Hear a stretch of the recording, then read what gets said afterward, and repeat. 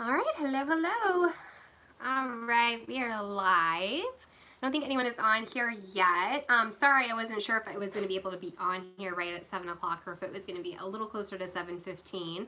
Tonight was our first T-ball game, so I wasn't sure logistically how quickly I'd get back and be able to get on here for you guys to chat. But I am here for the next hour for you guys for questions, comments, anything you guys are going to hop on and throw at me. I'm happy to answer. I have pulled some things that I've seen off of the training forum that have just kind of come up that I figured I'd kind of cover and go over a little bit with some of those programs that I've seen questions on. And then I have some new finds from just like the dollar store and stuff that I posted on Instagram that I thought I would share as well. I'll just kind of give a couple of minutes just to see if some other folks climb on here and join me or not tonight. But I'm still trying to do this every week with you guys on Tuesday nights. We might be looking into changing this up a little bit and doing a couple more weeks and then reformatting to turn this a little bit more into a private pre-scheduled thing for people who have been to trainings or clinics or schools or whatever that are kind of needing some in-between help. I can schedule some things and kind of predetermine content with you guys on kind of what you're needing help with. Maybe it's after you guys have done the Peak 1 training but haven't done the experiential hands-on stuff, or it's after the first 2 rounds and you just kind of still need a little extra coaching or material help or whatever. There might be some consult kind of stuff like that that I'll be doing in the future, kind of in place of the structure that we've had. But you know, again, please just give us the feedback and let us know if this is something that's helpful and that you're appreciating having here every week. If you're not finding it super valuable, you know, again, we'll look into turning this into something a little bit different for a different purpose. So we're a couple minutes in. I don't see anyone else on here, so I'm just going to kind of start talking to you guys about some of the things that I have found. I'll start with that and then I'll jump into these programs in case any of the people who had questions pop on here. I think you guys saw me post some of these things, but I a lot of times at Michael's and Dollar Tree just find like good little finds that are super inexpensive for use. So these were actually at Michael's, and I think they're actually supposed to be crayon boxes where like if you rip your crayon box and you need a place to store them, you can put them into these snap containers. But I thought these are also really good for stimuli, depending on if you have small things that you want to put in the containers, edibles. So for the food programs, you could probably put these in here and snap them shut to keep them fresh and safe. They had them in a bunch of different colors, so I have like blue ones and pink ones. They stack on top of each other. You could put labels on them. Again, you could put like stimuli cards in here instead of Ziploc bags and stuff like that for just like quick shelf stack stuff if you're like in a clinic setting or a school setting where, you know, this route's a little bit easier where you can just really see where your materials are, pull a box off, open it up and get going. Or again, you could use these for food stimuli. At my store, they had these 4 colors. So again, you could use like green sets for your train stimuli and like white sets for your test stimuli, and then for a different program, you know, you could switch these up. Again, I kind of like the idea, even though these are pink, you can kind of think of these two as like red, blue, green, and clear, which I always find attractive when I'm looking for Peak supplies, because then you've got your color-coded stuff. However, you know, some of their tacks and things like that, if you're like tacting or manding for things, you might use these, but for like the edible kind of stuff, besides edible reinforcers, the color component might not be super handy for you guys. Then I was at the Dollar Tree. I had multiple flat tires, and so me and my kids walked over to the Dollar Tree just to kill some time. And I just found these labels. They had red, orange, I would substitute for the yellow, blue, and green. So again, you could use these to either put the labels on those stacking bins, or you could just put these labels, write your program name and stuff on them with the number, and slap them on your Ziploc bags. So again, just like a nice, quick, easy way. And then they had these squeeze bottle applicators that I picked up too that you could wrap in duct tape and use for olfactory. So you get a set of 2 for $1, which was super affordable. You know, I can squeeze them so you can kind of puff into somebody's nostrils if you need to kind of get the smell out of them. But they're super cheap and affordable so that if they do start to kind of smell funky or I need to switch them out, I don't feel bad about just throwing them away, not having to like rinse them out and clean them thoroughly and do all that kind of stuff. I can just use them for what I need them for. I do feel like the Penzi spices keep a lot fresher and stuff like that. If you're spraying the Warm Glow scents on cotton and putting them in there, you're going to have to change them out a little bit more frequently and keep an eye on mold because of moisture and stuff like that. They're still very doable and still like a great product to use for those programs, but I would just kind of keep that in the back of your mind when you're, you know, setting this, you know, these programs and stuff up. But those were just some of my quick finds. And like, again, I mean, I just got like literally like 2 bags of these containers. It was like 15 bucks for 2 bags of these. And then I think I spent like $5 for a bunch of those bottles. Maybe I spent 10 bucks. I got a bunch of the bottles and then some of the labels. So again, that was just like super quick, affordable, easy, like got some cool Peak stuff to kind of have on hand and to keep my stuff organized. So I know you guys are always asking about little organizational things. Avery labels and stuff work really well too. I also have just done green, blue, and red Sharpie markers on regular Avery labels and stuff like that. That works really great too, and then I sometimes color the background of my yellow ones and write in black for my transformation programs, but you can kind of do it however you like to organize your stuff. I think somebody jumped on here with me, so hello. Feel free to chime in if you have questions. I was just showing off my Dollar Tree and Michael's finds. So you might have to watch back if you want to kind of see what I picked up recently when I was shopping around.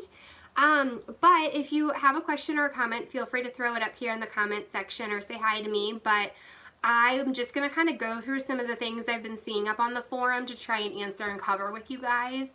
And then again, as any of you guys get on here, feel free to use this hour to just throw out any questions, comments, things that have been troubling you, things that have been going really well with Peak, anything like that in between. Just feel free to chime in whenever. So one of the first ones that I saw on the forum was asking about the tolerating loss and tolerating failure for the I Spy. So there are a couple different programs. The I Spy Tolerating Failure 3C is in the generalization book. And for that one, you are going to do like I Spy items with the 2 clues. I know Dixon had commented on there about like Game of War, flipping a coin, quick iPad games. He, I think, was actually referring to the tolerating loss program in generalization for 13J. And I think it's just one of those things that it said tolerating loss in the parentheses. And so that was kind of the program I think that he was thinking about versus the I Spy program that's earlier in the generalization book. So those examples that he kind of threw out there were a little bit more for stimuli, like a deck of cards, playing an iPad game, things like that for that tolerating loss 13J. So I just wanted to kind of clear up that question a little bit, see if that helps anybody out. But that's the cool thing that, again, kind of goes on in Peak is that you might cover it in one way with like I Spy, for example, in tolerating loss, but then you're going to do it a little bit differently in tolerating failure. So a lot of these things are incorporated in different levels, different ways, different stimuli. So even though you may cover it early on in the book, there is a good possibility it's going to reappear somewhere within the 4 modules, which is super cool. So hey, welcome. I think we have another person on here. Feel free to chime in if you have any questions or comments. So I just went over the tolerating failure question that I kind of saw on the Peak forum. A couple of the other ones that I saw was, one of them was in the transformation book for 11S. And this is the arbitrary to non-arbitrary program. So the goal of this is when you're presented with a set of items, the participant is taught to match each item to an arbitrary word. The participant will also be able to match the arbitrary word to corresponding objects when they are presented with the Y stimuli, for example. So for your materials, you're going to need 2 similar items and 1 different item. So the example here has like cat, cat, dog. So the cats are going to be similar. The different item is the dog. For stimuli B, 3 arbitrary images. They can be anything you want. They have a sample in the book that you can look at for arbitrary examples. And then Y, on the other side for test, you're going to need 2 non-arbitrary identical items and 1 different item. So in here they use a black circle and a black circle and a white circle. So you might do triangles, you might do squares, you might do stars of different color, whatever it is. So you might have like 2 red stars and a pink star or something like that. And so that's your stimuli that you're going to have, and then you're going to repeat for Z your arbitrary symbols that were in B. Those are the same. So then to run this program, you're going to present your similar items and the different items. So you're going to put out there the images, and you're going to say put with same. Okay, so then that's where you're matching the set of items to the arbitrary word. Okay, so then your second set of 10 trials is a test. So then you're going to go from B to A. So you're going to present a sample word, and you're going to put it with the same for your arbitrary images. Okay, and so then Y to Z, you're going to present 2 identical items in the different, and then the arbitrary image, and say match. So then they're going to need a match from the identical item over to the arbitrary image. So you're going to need to have them make that jump. So hopefully that kind of helps. If you were the one that had a question on that and you needed something a little bit more from that, just, let us know. But it's a pretty kind of straightforward one, so it should be okay to put that one together. Another question that I've seen on the forum is asking a lot about the yes/no response questions, the go, no-go kind of stuff in equivalence.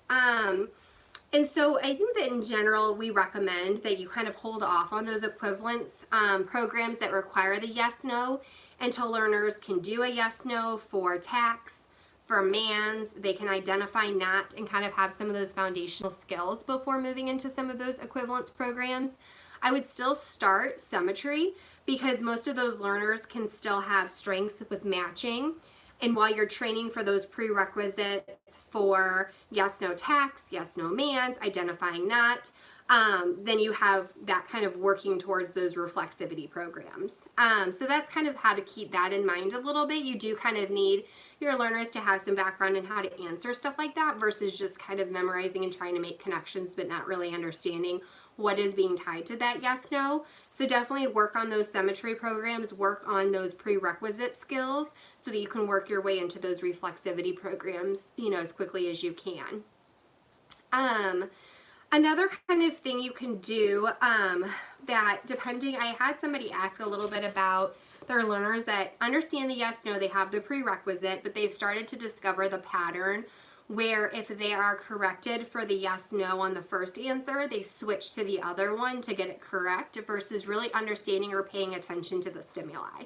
So if you have a learner that's figured out the pattern, where if I answer yes and get it right, then the next one is going to be no, or if I say yes and I got it wrong, I fix it to no, then I know the next answer is going to be yes. Those types of learners, you might need to at some point start considering doing some things back to back that have answers that are going to be corresponding with the incorrect answer that they gave first. So I'll kind of break this down a little bit. So if you have, I'll just kind of show you visually too while I kind of explain this a little bit more. So if you have your yes and your no, I know it's probably hard to see. So this is my yes and this is my no. And you're like, okay, smell this, was that the same? And they're like, yes. And I'm like, no, that wasn't right, try again. They're automatically gonna go to no. They know they have a 50-50 shot. They got it incorrect, they're gonna switch over to no. So instead of saying like, no, that wasn't right, try again, and they just push to the correct answer, what I would do is then back it up where they get it incorrect, they've said yes, that's the wrong answer, and I'm going to say no, that's not correct, let's try again. And so then I'm going to kind of restart them and I'm going to have them smell the same thing, but they are going to be the same. Okay, so I'm kind of switching my SD or my instruction to get the answer to be yes. So they have to stay there instead of just switching over to it. So they really need to be paying attention to that stimuli instead of just toggling back and forth between yes and no. I'm forcing them to think about it and realize that sometimes there are going to be two back-to-back yeses before we go back to that no. So that's just something to keep in mind if you kind of need that step or that technique for those learners that are just kind of toggling back and forth between yes and no. So another thing that I saw on the Facebook forum was somebody asking about Equivalence 1A. And I'll just kind of flip to it really quick, but almost always the programs that are talking about identical items, objects, pictures, whatever, You do not want to change size or any other variation or feature or anything of the stimuli. So yeah, 1A is the reflexivity picture to picture. So A is picture and B is the pictures that are identical to A. So again, you're not going to change anything with size or anything about your picture. They are completely 100% identical. Okay, so you're teaching them to match from cat to cat and then back from cat to cat. So it's as simple as that. It's 1A, it's super basic, but anytime it says identical pictures, unless it specifies some change that needs to happen within the stimuli, where a property is different or something like that, you always want to make sure you stick with what it's telling you and make sure it's identical. So that's another thing to just think about. I'm going to remind yourself of, because like I said, I saw that question kind of jump on the training forum that I just wanted to kind of clarify. Another person had asked about Equivalence 7A and 7B, so I'll just kind of run through those two programs a little bit more in depth. And then again, if you're coming on, hello, and feel free to chime in with any questions or comments about anything that you kind of have on your mind that you want to get answered for this next hour. We'll be here, until 8 o'clock, so definitely chime in and just kind of let me know if there's something in particular you're wanting to see or hear about tonight. So I'll just kind of go over 7A, symmetry, actions, and outcomes. So this one is when you're taught, or when the participant is taught to match a simple picture of an action, your stimuli A, with a picture of an outcome, which is stimuli B. The participant is able to match the sample picture of the outcome, so B, back to A. So again, it's symmetry, so you need to be able to take it both ways symmetrically. So your A stimuli are pictures of actions, your stimuli B are pictures of associated outcomes. So examples of the actions, they have pictures of digging, stacking blocks, baking. So again, it's any sort of action that is taking place. It might be dropping a vase, it might be slipping on the floor, anything like that. So any pictures of the actions and then pictures of associated outcomes. If you have slipping on the floor, it might be somebody with a broken leg or a cut head or something like that. If it's a dropping of a vase where it's starting to drop and hit the floor, you might have broken glass or somebody cleaning up, and that's the picture of the outcome. Digging, they have the hole, stacking blocks, building a castle, and baking, they're baking a cake. So again, you can just kind of think about different ways to have actions and outcomes. You can use the examples here to start you off and then build your levels off of that. And then you're basically just going to flip it and go the reverse way for your test. So your train, you're going to go from A to B. You're training, you're reinforcing, all of that good stuff. You're teaching them to associate that picture of digging with a picture of a hole, okay? And so they need to understand that, when they're presenting the sample picture of an action in an array of outcomes, so you have picture of a hole, block castle, and a cake, and you show them picture of digging, what does the picture of digging cause? They should say picture of a hole or show you picture of a hole. And then you're just going to flip it for test because it's B to A and it's a symmetry program. So you're just going to take it the other direction. For symmetry, cause and effect 7B, it's also very similar. When taught to match a sample picture of an event with the picture of an effect that it has, the participant is able to match the sample picture of the effect with the picture of the event. So this is, again, a little bit more about an event than an action that's happening. So an event like a tornado, or it might be an earthquake. So any of those kinds of like global events that might be happening. Somebody winning a race, somebody getting a prize. It says a paper with a grade of an A on it. All of those types of events that would have a reaction to it. And then the picture of the effects. So a tornado, ruined house, a bicycle wreck, a skinned knee, a parent giving their child a high five, and so on and so forth. So again, that's going to be symmetry, and you're going to flip it back and forth. So there are similarities between these two, but again, one is more about pictures of actions, one is more about pictures of events, and then the associated outcomes versus the effects of the events. Again, there are similarities between these actions and outcomes and causes and effects, but I think that you can still see the theme that you're kind of putting within each of them to still make them varied and different to run these two programs. Another question that I had that I did talk to Dixon about, people were asking, like, what are these grade columns that you find in the Equivalence and Transformation books? And I actually was right. My assumption was correct that it has just to do with formatting. It's just to make it look very standard and just same and similarly throughout all of the books. And so it's just a formatting strategy to kind of keep that unified look between all of the books and keeping all of the things centered and appropriately columned out. But there is no like significant purpose for why those are shadowed and kind of grayed out in the bottom of those program sheets. So that is just kind of the gist of what I had that I had seen, like I said, on the forums and stuff like that. So the rest of this time is just kind of for you guys. If there's anything in particular you have a question about or want to know, or I think there's one person on with me, so you can say hi to me if you want to, because we've got like 40 more minutes I'll be on here. I don't really have a whole lot of other material or content to show you guys this week. Like I said, I pulled off all the questions and comments that I kind of seen on the forum that people were looking to get answers for. I'll kind of go into a little bit more of just other random things since we've got time to fill here. I do know that the Peak Comprehensive Assessment, the PCA books, are going out May 15th. So those will all start shipping very, very soon. I think that you're going to get 10 or more of those like scoring booklets within there. I had asked the I Spy question. Thanks for answering so quickly. Oh, thanks, Kelly. Yeah, so I think you might have been on here. It's hard. I can't tell who's on here at what point, so hopefully you saw that explanation. But I do think Dixon was referring to that 13J program for the stimuli that he was talking about and some of the examples. But yeah, that I think is exactly what happened with that one. So the PCAs will be coming out soon. There's 10 booklets that'll at least come in those. There might even be more, Dixon said. And then they will start having like a separate ordering entity for those comprehensive kind of booklets also. But all your scoring and everything will be bound in those PCA kits that you guys are going to get. Again, it's going to be so standardized, and it's going to have those elements of RFT that like really no other assessment kit has right now. So again, I think that if you have to pick between one or the other for budgeting reasons, like make sure you have all 4 of the modules.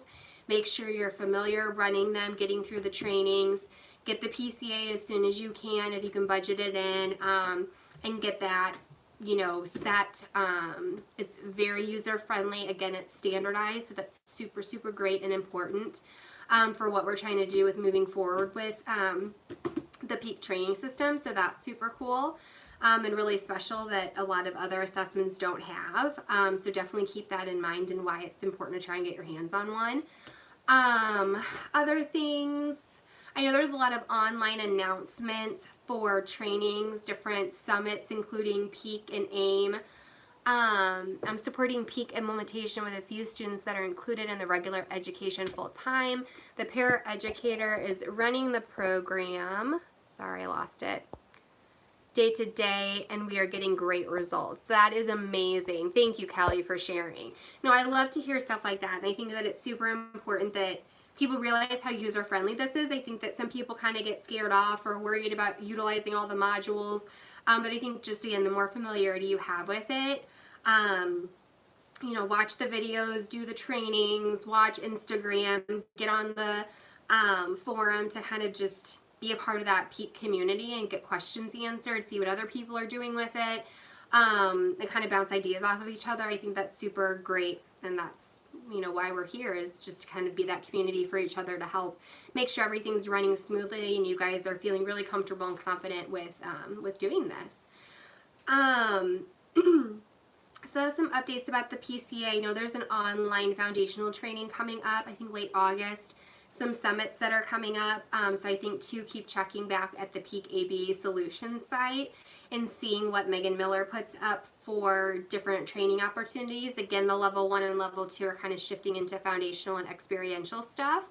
And then, you know, there might be some other things kind of coming out with like in between training and help and tech support kind of stuff for like materials, programs that are stumping you guys that are a little bit more private and on the back channels. So we might have some kind of announcements on that, and kind of a way that we're going to be shifting some of our YouTube stuff in these lives. Are the transformation equivalence assessments norm referenced in the comprehensive assessments? Let me see here.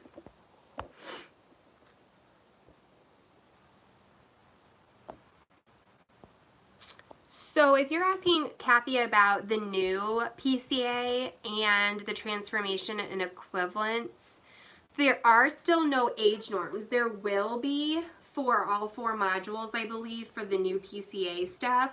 I know Dixon was working with a bunch of different classrooms and different places to get some of those age norms done, but they were still needing more numbers before they could really publish and do a lot with it. So I know it's like all in the works. I just don't have an update of like an exact timeline of when we're going to get some of that kind of stuff. I think that again, now that this is standardized and really going to be put out there, I think that we'll start getting more and more information and good data back to kind of collectively put it into that pool for people to pull from.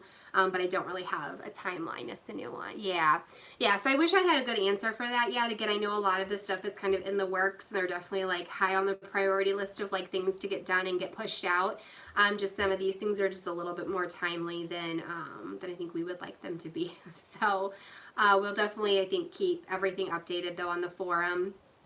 And on Peak ABA Solutions, like Dr. Miller does a really good job of kind of keeping up to date on that kind of stuff and trying to post it as soon as we find out. So yeah, I don't have a timeline for that yet, but it should hopefully be coming at some point. Trying to think of what else I've kind of seen. Like I said, there's still a lot of training conversation going on for some of the online forum stuff that they're going to do. I know that we're going to have a training in St. Louis, which I'm excited about because that's where I'm at. So I know that one's coming up, and that's going to be, I think, a summit format that includes Peak and AIM stuff. So I think Kathy, you were asking about the St. Louis one, so I think that one's officially been announced. I'm not sure you can register for it yet, but like I said, I do know that it is announced.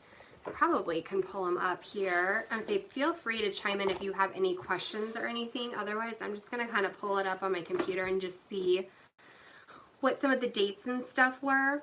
I don't have a lot of other program stuff queued up for you guys. I didn't really get a ton of questions on email and Instagram and all of that kind of stuff lately. So I'm just going to kind of look and see if you guys have any comments. I'm going to look at Peak ABA Solutions really quick and see what the upcoming training situation is.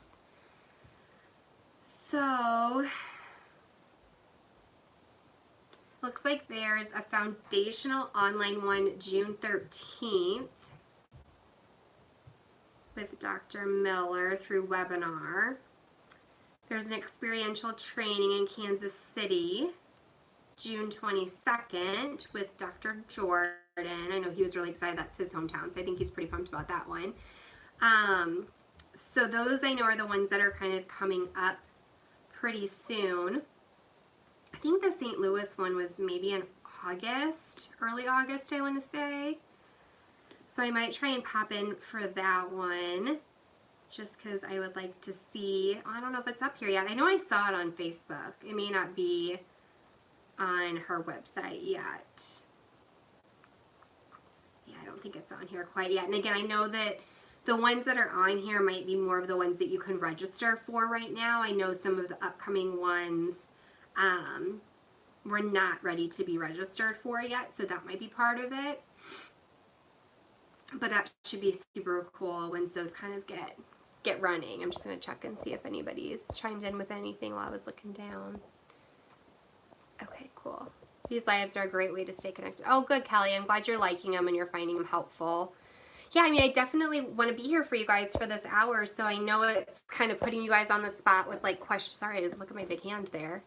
I know it puts you guys on the spot with, you know, asking questions or chiming in with stuff, but like really, this is kind of like your all's time to just ask me questions. If there's a program you want to know more about, I have all my books here so I can pull them up and talk to you about whichever ones are kind of troubling you or you have questions on, and things like that. I do think that we're kind of not putting as much content up on our YouTube channel anymore. I think we have a really good variety and array of kind of how to run the programming, how to score it, and things like that. And again, I think we're going to move into more of consultation and different things to really make sure too that they're uniquely specified for the particular participants that are needing things. I think YouTube, we've done a great job with it to show you kind of what Peak can do, the basics and the fundamentals of it. But I think too it is by all means not the only way to be running these programs. We put some variations of different programs up there too, just so you can again see that you really want to make it unique and specified for your learners, whether it's their age, their ability, where they're scoring on these assessments, things like that. But there really is a lot of sophistication that kind of goes into planning and programming and material setting for this stuff. And again, once you get the hang of it, I mean, it's like my favorite part about the programming. I love doing the direct work, but I also just love the consult of it and just planning it out and playing with materials and running it on each other as therapists just to see what's working, what's not working, troubleshoot it. I love to shop, so I love going into even just Dollar Tree and Michael's with my little $20, and I'm like, hey, what can I get for peak, and what can I do in here, what's new on Amazon that I can get and put in my peak closet, or, you know, whatever it might be. So we'll definitely still be, you know, putting stuff up on Instagram and different finds that I might have, but again, I think that the YouTube channel has kind of got a really good array of a lot of the simple programs to get you started, but also the more complex ones and how those can be run, and again, some of the variations. But I'm not sure as if there's going to be a ton of new content to put on there, like I have been kind of on a regular basis, just because we've got such a variation and a variety up there right now, that it's going to kind of move to more of this consultation, you guys being live with me and being able to ask questions, and troubleshooting a little bit more in the moment and experientially, where you're kind of hands-on talking to me, working through stuff that way, instead of it kind of just being something to watch and try and mimic and stuff like that. So we're going to kind of move a little bit in a different direction from that. But yeah, feel free to chime in if you have questions or comments or anything else that you wanted to see. I kind of talked a little bit earlier in the video about some of the programs, the Tolerating Failure, Equivalence 7A and B, and the Transformation 11S. Again, I think it's important, you know, I saw one of the comments about changing sizes for identical pictures and things like that, and I think it's just pretty straightforward in a lot of these programs that it tells you exactly how your materials should be set or what some of the examples are, and kind of using that as a guide and a template to be creating your programs. I think as analysts and as ABA implementers, we tend to overanalyze things, and so I think it's, you know, definitely one of those things. When I first started using Peak, I'm like, identical items, like, shouldn't there be some variation to this? Shouldn't I be making it more complicated? And it's like, no, it's just exactly what it says. Like, just do it how it says. You don't need to put variation with sizes in it. Don't overanalyze it. Sometimes it is just exactly what it says, and it's very as simple as picture to picture, just seeing if they can do it, checking it on your assessment, seeing if they know how to do it, and then moving on. So those are all just kind of things to keep in mind when you're running Peak. Can you talk through Transformation 12A at some point? Yes, let's do it now, because I don't really have much else on the agenda, so let's just go right to that. All right, so 12A, hopefully I can answer this when you're getting further in the T-book. Okay, so 12A in Transformation is arbitrary to non-arbitrary. So the goal is, when presented with the textual word of a fast item, the participant will be taught to match to an arbitrary image, which is your B. Oh, I think I looked at this one before. And when presented a textual word of a slow item, to match to an arbitrary image, which is your D. The participant will also be able to match the images to corresponding objects when presented with a fast and a slow moving object. Okay, so I'm just gonna like go from top to bottom for this one. Okay, so for your materials needed, textual word of a fast item. So like the example on here is cheetah. So think of like other fast items. It might be a race car, it might be a jet plane. So those would be some of your examples of fast items. Arbitrary image, you get the gist of that. Just make up a symbol, a doodad, a squiggly line, whatever you want to do. 4 different arbitrary images, or however many train classes you're doing. So then textual word of a slow item. So for cheetah, it had turtle. For race car, maybe it's a tractor. What else did I say? A jet plane. Maybe a butterfly. I already forgot what my examples were. What else did I say was fast? I can't remember. But so basically, that's kind of what your stimuli is going to look like. And so those textual words, I would just get plain white flashcards, write it on there. Same thing with the arbitrary stuff. Shoot it through the laminator, done. D, arbitrary images, same thing. Pick your arbitrary images, make them different than the B ones. Y, an array of images, B and D, and an object moving fast and an object moving slow. So this one has roll a yellow ball fast and a red ball slow. So again, think of some of the things that you might have used for fast or slower. So we use like we had like a pot and we use different spoons to spin and like pretend to be stirring something. So you might have a pot with like a white plastic spoon and you're stirring fast or you're stirring slow. Rolling a red ball, rolling a yellow ball. We've done spinners before. You might do shaking like a maraca or something. So you shake it really fast and you shake it really slow. I think these are, let's see, and an object moving fast and an object moving slow. So you're actually going to be doing the motions. You could do race cars, like little cars with wheels or trains, and you have those moving different speeds. So that would be kind of how you would set up your stimuli. Okay, so hopefully, John, chime in. I know this one was for you, so let me know if this is not clear or making sense. So train A to B, you're going to present a sample word and your images B and D, and you're going to say put with same. Okay, so you're basically matching like the cheetah to that first symbol and the turtle to the other symbol. So you're basically just having them match the word to the image. Very helpful. So, okay, good. I like to hear that. I just want to make sure I haven't lost you yet. Okay, so then you're going to do 10 trials of that where you're matching the word cheetah to that squiggly M. And I'm just using their examples just so you get that. So that's like one trial, then go to your next one, etc., etc. Okay, so then train from C to D. So then you're going to present the sample words, so like turtle, tractor, butterfly, whatever, and put with same over on the D side, so all of those arbitrary symbols. So you're basically kind of like training all the fast stuff, you're training all the slow stuff. So then when you're done with those 20 trials, so block train, now you're in the third block of 10 trials, and that's your test A to D. So you're going to present a sample word A and images B and D and say which is slower. Okay, so let me think about this. You're going to present the sample word cheetah and the images of the cheetah and the image of the turtle. And you're going to say which is slower. And they should pick that turtle symbol. So that arbitrary symbol would be like their correct answer. Again, it's test. At this point, you can't prompt, praise, give any. It's either like a 0 or a 10, like all or nothing. They either did it or they didn't. So you're going to run 10 of those. But let's see, present a sample word and images B and D. So yeah, you're going from A to D. So all of them are going to be those fast words with the images. Okay, so then test Y to Z, present a word problem and say, okay, so I have a pre-published book. So John, you're gonna laugh at me. Okay, so John, you might have to tell me when you look at 12A if yours has the same wording mine does. Because I have a pre-published, like a pre-print series transformation book. So John, yours might actually say a little bit different. I don't know, it might be. Yeah. Let's see here. Looks like a typo on page 240.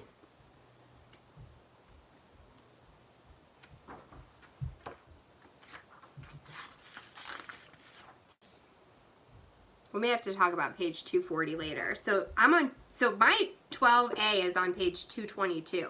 So basically though, what you're gonna do is for your 4 test Y to Z, example class arrangement number 3 says present cheetah and abstract images. Okay, good, because mine says something totally different. Mine test Y to Z says present a word problem and say draw something worth more, but that's from a totally different program. So again, like mine probably has a lot more typos and mistakes in it just because it's a preprint one. So basically for your 4th test run of 10 trials, you're going to present, so you're going from Y to Z. So you should be taking like your ball, for example, and rolling it fast, and they should be matching that to the cheetah. And then if you have the red ball and you're rolling it slow, they should be matching it to turtle. Once they've done both of those, then they're at a 10 for that first trial. And so then you're going to go to the next one, and let's say it was like spinning a spinner fast or spinning a spinner slow, and it matched to either the fast jet or the slow butterfly, I think is what I had said. So again, you're having them match and jump from what you're doing with the stimuli and matching it to the other. And I might need to look at what an after print one looks like, because I just feel like my book, when I get to those steps, okay, I thought it was me. Okay, let's see here. Example class arrangement number 3 says present cheetah and abstract images. Right, so for your test A to D, that's still correct because you're going to be presenting the sample word, which would be the cheetah, and images, B and D, those two arbitrary, but the correct one would be going to D. So that's why that one's set up that way. And then 4, Y to Z, roll a ball, yellow. Yes, exactly. No, it's not just you. Yeah, so I mean, we're all human. There's little things in these, and like I said, I have a different version than what most of you guys have because I have the preprint series. Okay, good, you got it. Okay, good. I'm glad that made sense. I mean, I think that even though, like I said, mine has like a typo in some of these errors in it just because it's a preprint, so it wasn't like finalized, proofread, and like full published. I can still deduct based off of like what the examples are. I know for test I'm going Y to Z, that's what's in the goal. Like I can tell exactly what my goal is, what is supposed to be moving from train from A to B stimuli, train C to D, test is going from A to D for a correct answer, and then test Y to Z is going to be a tentative correct answer. So again, even with that, we got through it, John, and I think hopefully that was a good explanation and gave you an idea of how to run that program. So, anybody else have one, hopefully, that my book does not have typos in that I can clearly help you with? But yeah, there's, again, I think there's, I forget what year he put out some new versions with some of the editing and stuff redone in some of these. Again, I think that, you know, with any published book, sometimes there are errors and things that, you're welcome, John, that need to be fixed and kind of updated in these. So I think that we'll still see those updates and those changes and stuff happening. But yes, mine is by far like the oldest transformation book. So that's why that one was a little wonky trying to explain to you. I still need to get myself even an updated one. Dixon. You guys are funny.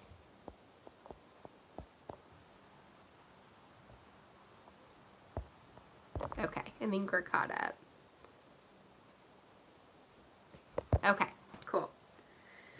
So yeah, we've got like 20 more minutes on here if anyone has any questions or comments or anything about programming, materials, anything like that. Feel free to chime in and let me know what you're needing to see still the rest of tonight.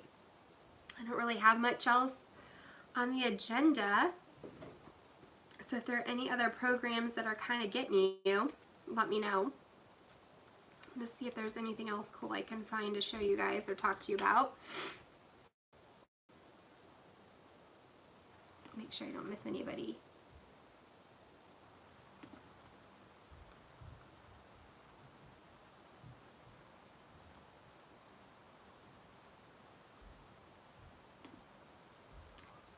I do know some of the websites are getting updated. Do you have past episodes on YouTube? So I actually had a glitch that happened. So my past episodes that I did for live, I don't think are any longer on there, like after recorded. To view, this one should be on there and be just fine. Hopefully, I think I got the glitch figured out. I think unfortunately with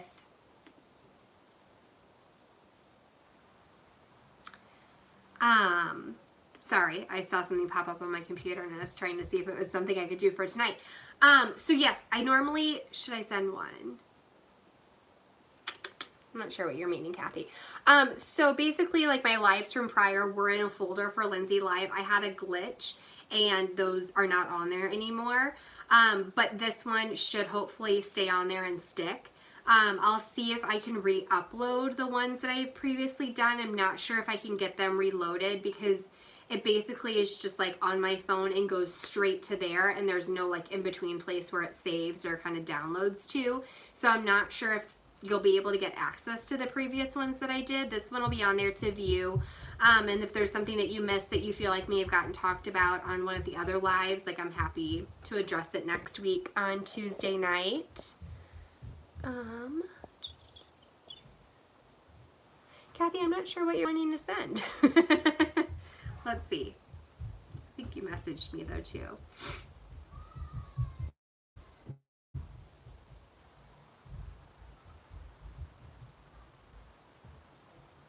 Oh, sorry, I missed it.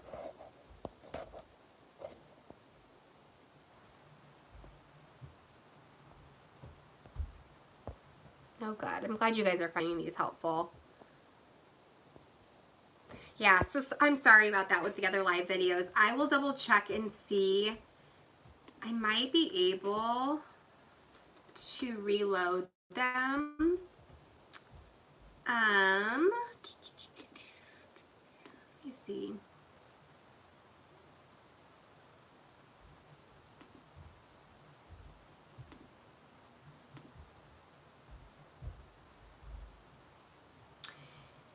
So you know what? I think they are still on here. I think they're still on here. I think you should still be able to view them. So I will reconnect them into the folder probably this weekend. And so then you should have access back to those again. We're still trying to get some things finalized with the PCA. So some of them, like I said, had a glitch and pulled down for a little while.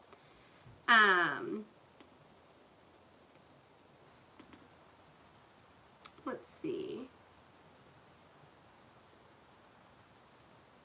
Oh yeah, Kathy. So yours looks like, Kathy, it says the same thing as what mine does, where it talks about drawing something worth more. But I think that has to do with the money one. But we'll get it straightened out, and I'll try and get a more updated transformation book so that we can look into that. Oh, where are you, John? Yeah, I would say it's like 7 p.m. for me, so this is like perfect because my kids are like winding down. My husband has to do baths while I'm on here, and then I hop off at 8 o'clock and I get to go tuck my little men in for the night. Oh, you're in Hawaii. Oh, yay! I'm so glad you're on here, John. I know Dixon's been doing a lot of work there with you guys. I thought about moving there for like a good hot second just because I know you guys are doing so much with Peak right now that I'm like, oh, that would be so cool to be there for it.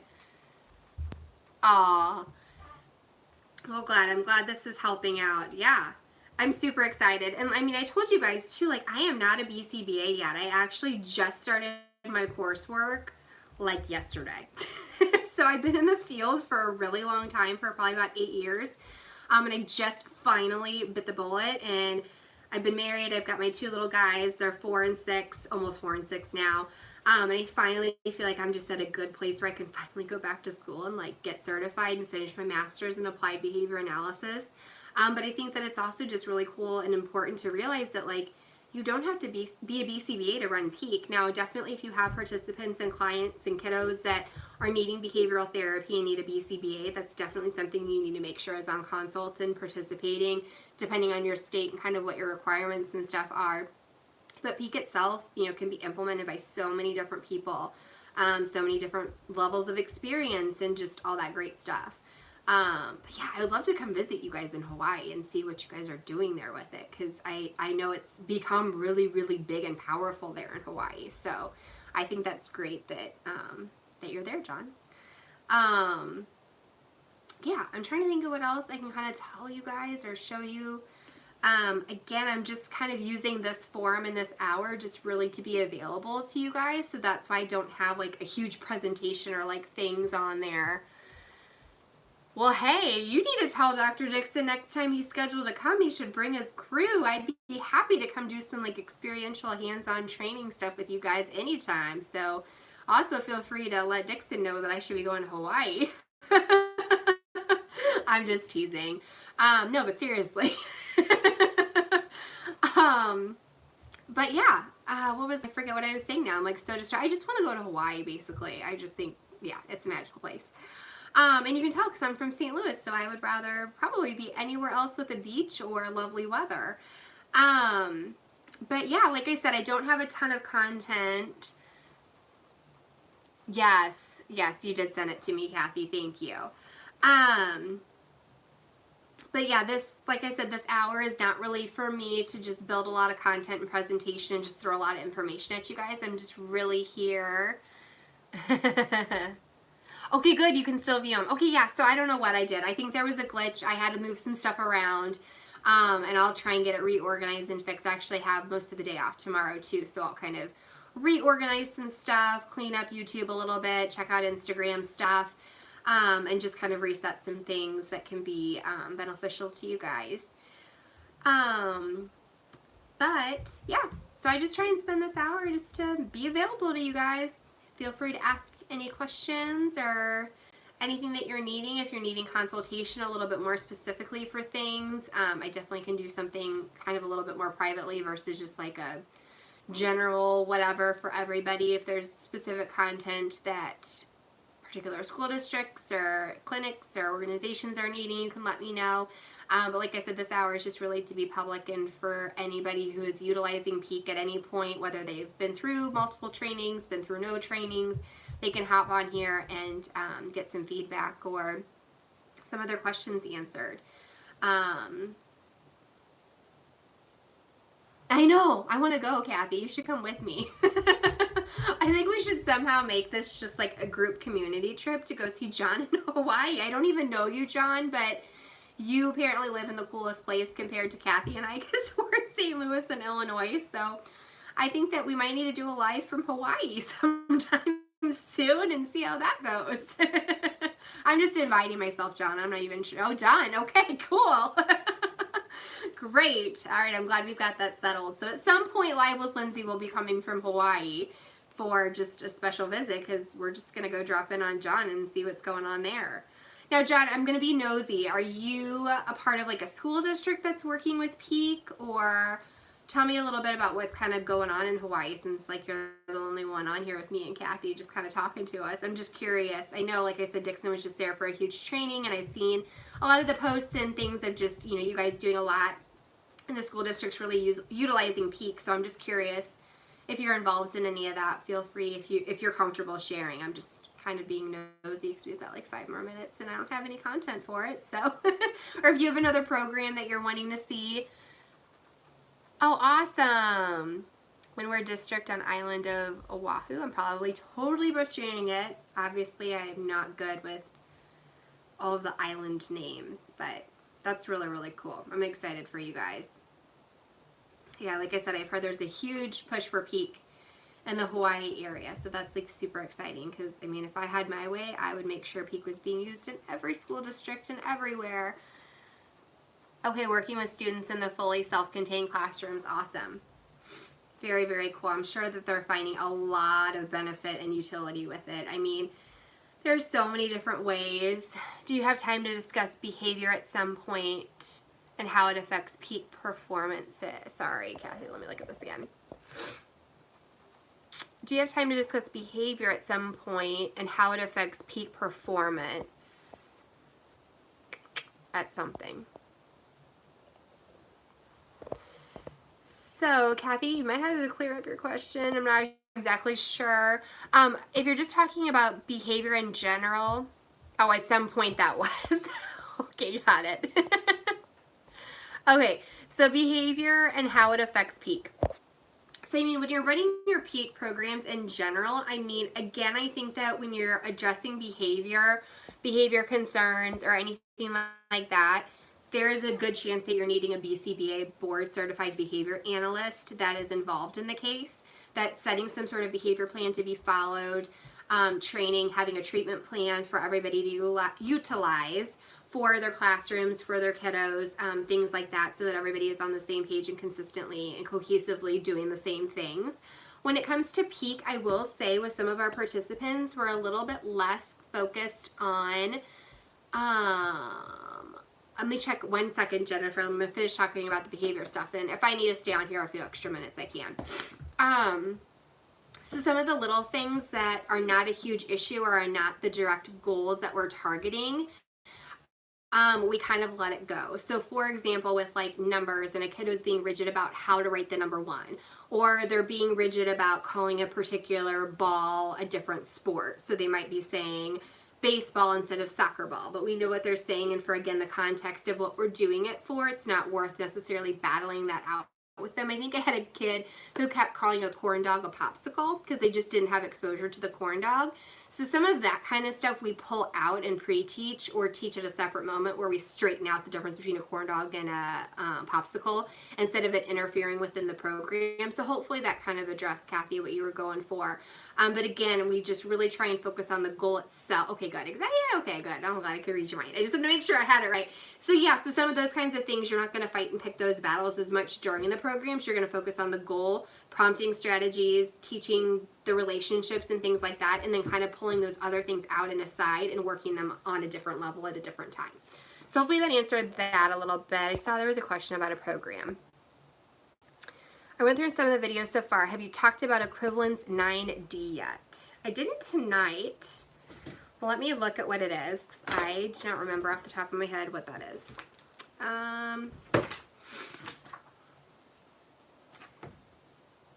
No, I don't think we've talked about this one. Let me make sure I have it right. Equivalence 9D. Okay, so this is a symmetry program tacting gustatory stimuli 9D.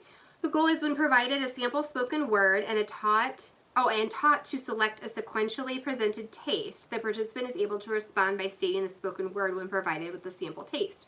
So let me know if there's a particular question you have about this one, Jennifer. I'm just going to kind of run through it.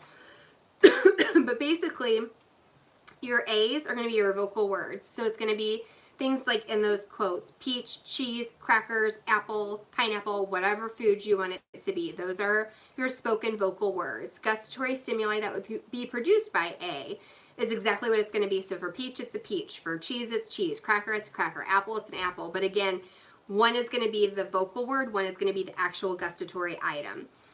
So then you're going to present the sample spoken word and a comparison taste. So you're going to say the word peach and have them taste peach. And you're going to say, was that the same? And they should say yes. And then you're going to have them, you're going to say peach, and you're going to give them a taste of cracker, and you're going to say, was that the same? They would say no. So again, it's sequentially. One is going to be a yes, one is going to be a no. You're going to flip-flop which one is first. Sometimes no is going to be first, sometimes yes is going to be first. Your comparison, one should always be the same, one should always be different. Toggle between yes and no, which one comes first. And also your comparison, peach and peach again would be the correct and the yes. Those are the same. But you wouldn't always do peach and cheese. Sometimes you do peach and cracker to be a no, etc., etc. But you're always going to present your first stimuli, A, first, and then your comparison taste. So sample is always first for both of those comparisons. Then for your test, 10 trials, you're going to flip it B to A. So you're going to present the taste, and then you're going to say, what was that? And they should say peach, or they should say cheese, cracker, apple, pineapple, whatever the food was. So that's how to run 9D.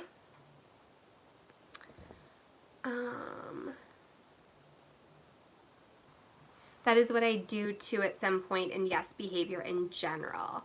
Yeah, so Kathy, again, I think is just kind of referring to the fact that, again, during these programs, you're not necessarily going to battle and nitpicky some of those things during the programs, just to kind of keep the authenticity of the program running pretty smoothly. But then again, you might need to be pre-teaching some of this stuff right before you're going into the program. So like, what is this? It's a corn dog. What is this? It's a corn dog, before you're like delaying and showing pictures and they're like, it's a popsicle. I saw a popsicle. And you're like, no, it's a corn dog. So like work on some of those like right before you're going to run the program, and then you move into it for some of the rigidity stuff if they don't have exposure with it.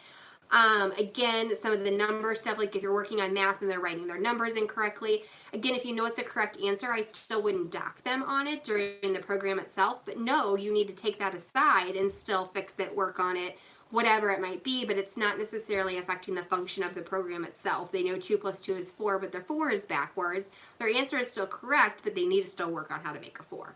So some of that kind of stuff, I think behaviorally is just important to kind of think about. So we have like 1 more minute on here. Let me know if any of you guys that have asked questions about programs, behavior stuff for you, Kathy, Jennifer for 9D, anything like that. I'll stay on for like another minute or so if there's something else that I missed or that was not explained thoroughly enough. I can stay on a couple extra minutes to explain.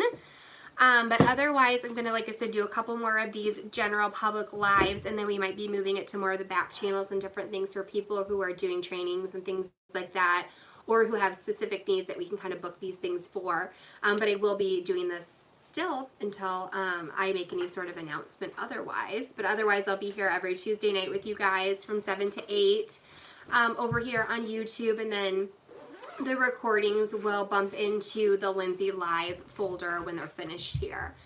So I don't think that anyone else has chimed in with anything. I'll give you kind of like one more minute if you have like a last minute question for some of you guys that kind of joined on late or had additional program questions. But it seems like everybody's set. I'm not really seeing anything pop up. So I'm going to go on ahead and say goodnight to you all. I was asking for someone else, so for now I don't have any more questions about that one. Thank you. Okay, good. I'm glad it worked out. Okay, you guys, so I'm gonna go ahead and sign off. I'll be here, like I said, again next week. Thank you, everyone. Oh, bye, John. Let me know when we're coming to Hawaii. I would love to do a live there. I'm just saying. I'm sure I could make it happen. But anyways, I hope you guys have a great night, and I will see you